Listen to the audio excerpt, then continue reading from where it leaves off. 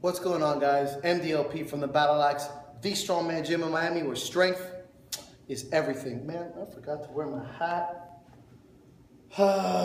Anyway, so I just did some cardio in my salmon shirt. It's not pink, it's salmon, duh. But I wanted to make a video because people have been asking me. I feel like you guys think that people ask me a lot of stuff, and they do and they don't.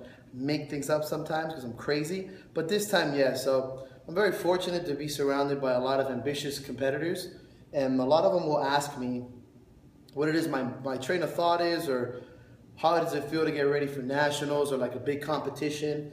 And I'll be honest with you, I think every competition is very big for me. I'm super competitive, but nothing obviously like the national stage. So I'm gonna film this now, sweating my ass off here because I'm still heated up from cardio, and Miami's hot no matter what. But I wrote these things down because honestly I forget. Obviously you can't read that very well because I have the worst handwriting in the world, because I write in Viking runes, and it's like crystal meth handwriting, so you can't really understand it. So I'm gonna go rather quickly through them because it's a little bit of conversation. But the first one is that this is basically your journey. So this is something that you chose to do because it's something you're ambitious about or something that you want to do. It is your journey alone. So you can share the ideas and your dreams with many, many people, but understand that in the long run, it is your journey, and that's probably the most important part. How you get to that national stage, the confidence that you have built throughout the way, the sacrifices, or just the fun that you had. Don't forget how much fun you actually had preparing for these things. The money you saved up, all that journey, it's yours. No one can take that away from you. So remember these things to motivate yourself and to kind of like quell the anxiety, which I'll come up with later anyway. But just understand that that is yours to keep, and that it's very important that you remember these things, because this is something you're going to hand down to either your friends, or if you're crazy enough to have children, you give it down to them, or your clients or whatever, to tell them you're part of the journey so that they can have their own. So another one is no one really cares what's wrong with you. And I'll be honest with you, because it's funny, a buddy of mine, Trent, talked about a video about people posting on Instagram and stuff like that.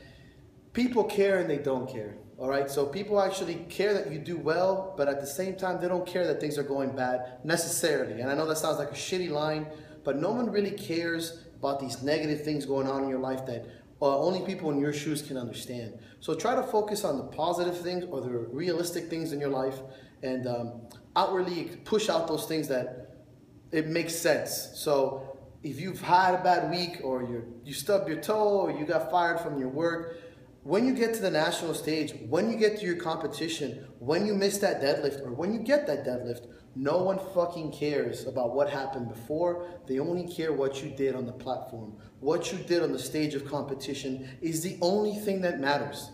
I can give you a million excuses why I fucked up on that dumbbell at the Platinum Plus. No one cares because I got one fucking rep. It doesn't matter. Nothing matters.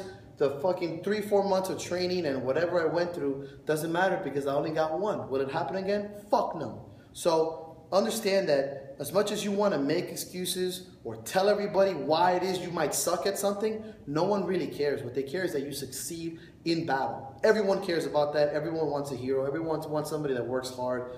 And I understand that no one cares what people think. Everyone cares what people think. But most importantly, what do you think about yourself? Are you going to outwardly expose excuses and weaknesses? Or are you going to be like, look, man, I tried my fucking best no matter what, and this is what happened, and I'm going to deal with it. So focus on that kind of stuff. It really makes you a more positive person to be around when you're getting to competition, and a little bit more inspiring to those around you. Number 3, you kind of put it at the bottom, but trust your fucking leaders. So people that have helped you get there, your coaches, whether they be via nutrition or via food or via lifestyles, whatever, that's it. You trusted them with something, trust them till the end. Don't question them, don't blame them. This is somebody that is going out of their way for whatever amount of money, and it was that video from Dave Tate, they're going to put their reputation on the line for you. So it's not a time to question them, trust them. You chose them for a reason, so they've been there with you, or they've been at that stage before, or they train people that have been there. There's no time to make excuses. You shouldn't say shit the day of. You shouldn't say the shit the day before. All you should do is say thank you very much after, no matter what the results are, and then move on from there. So too late to make excuses. Trust your leaders. It makes your kind of confidence build up if you trust in your coach. And if you write for yourself, if you program for yourself, then trust yourself. This is not really the time to be questioning your programming when you're about 2-3 weeks out from a major competition. So confidence through anxiety. I think that it's very okay to be anxious about things. I think it's very okay to be nervous. It's okay to be fearful. It's okay to be doubtful. I think these things are absolutely normal. And I think that 99% of people that say they're not are fucking liars. It's okay to feel that. You don't have to project it. You don't have to tell everybody in the fucking world that you're shitting yourself. But it's okay to understand these things. One of my old coaches, Wes, told me when I used to fight that use the anxiety and use the nerves as energy. Let those nerves build motivation and let that be that fuel. The fact that you're getting nervous should motivate you to do better. The fact that your enemy is making you nervous should motivate you to be stronger, to be ready for battle. So don't let things like fear and anxiety and doubt be these kind of like, you know, oh my gosh, don't even look at these things, when in fact they should be a major source of motivation, of fuel for yourself when you get to that stage. I will constantly think of negative things, and then as I get closer to competition, it starts getting more positive, it starts getting more confident, and it starts to be part of the fuel that motivates me to be better. Be realistic. The samurais would always think of death every day of their lives, to be ready for death, and I know it's a little dramatic, but you have to come to the realization that bad things can happen, but you have to be like, so fucking what? This is what I trained to do, this is what I'm gonna do. And it really just lets you come down to the last one, that it's kind of a modified version of Bukowski's quote. He's like, find what you love and let it kill you. Remember that you're doing this because you love it. So if you've trained 4 or 5 months for something, or 3 or 4 months, it's obviously because you love it. A lot of these sports don't pay any money, so obviously you're doing it because, fuck man, you really care. So remember that as you go into it. Remember that it's because you love this thing that you're gonna let these fucking events and this sport kill you. Like, you're gonna go out there and you're gonna kill yourself to win.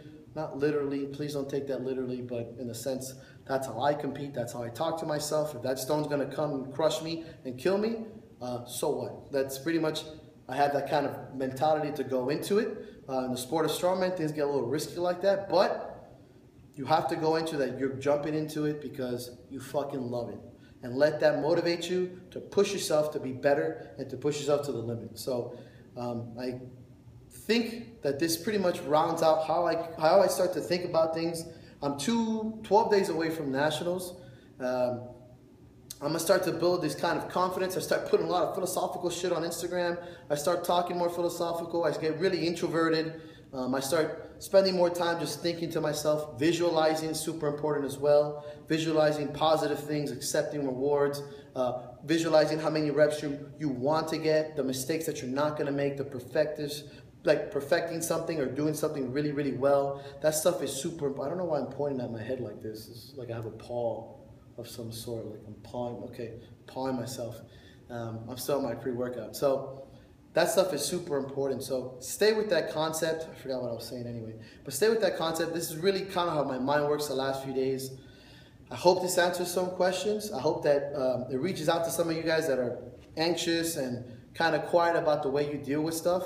Know that there's a lot of people out there that deal the same way. I hope that others feel the same way too. I know that I kind of deal with competition and being competitive a little bit differently than most people, but in the long run, everybody always wants to do well, and I hope this kind of helps you guys. So thanks for tuning in. It's a long fucking video, but you know, I talk a lot. So, cheers.